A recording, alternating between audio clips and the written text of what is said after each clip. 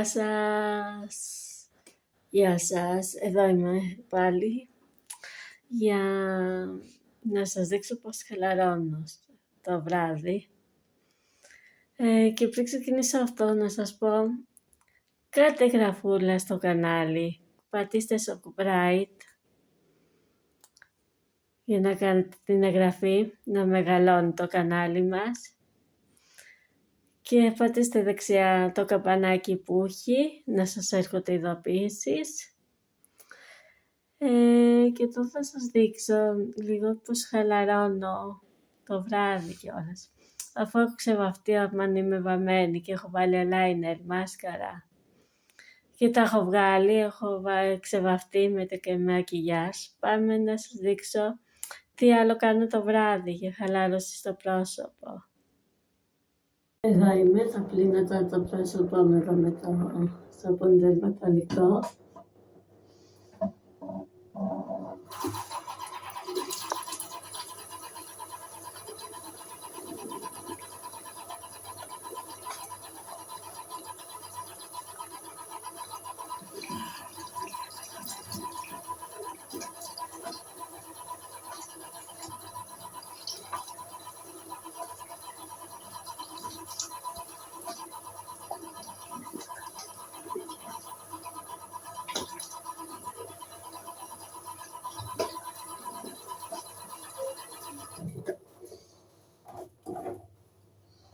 Φέρω τη κρεματίνα από όλα επίσης, εδώ.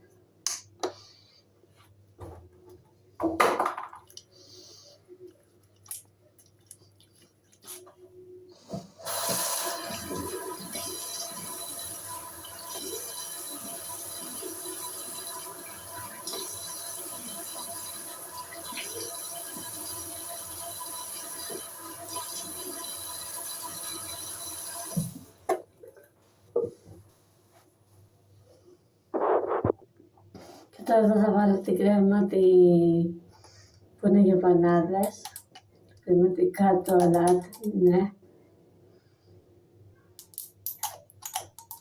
Εδώ για να μαλακώσουν, να μειώσουν τις πανάδες. Είναι η κάτω που έχω πάρει. Και να χαλαρώσει και όλα στο δέρμα. Να μειώσει πανάδες, όλα πανάδες και να χαλαρώσει. Έτσι να μείνει όλη τη νύχτα και να μπορεί να σφίξει το δέρμα. Να μειώσει και όλες και τις πανάδες.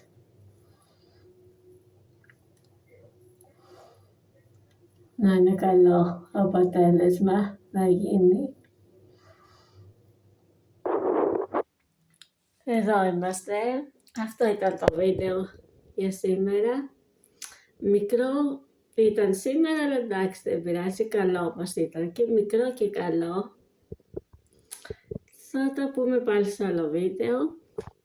Εδώ να σας πω είναι οι καραμέλες αυτές, είναι πολύ ζέρο, πολύ ζάχαρη.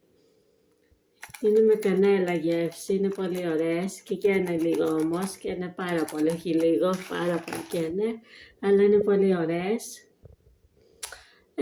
Και θα σας έχω στην περιγραφή όλα τα social media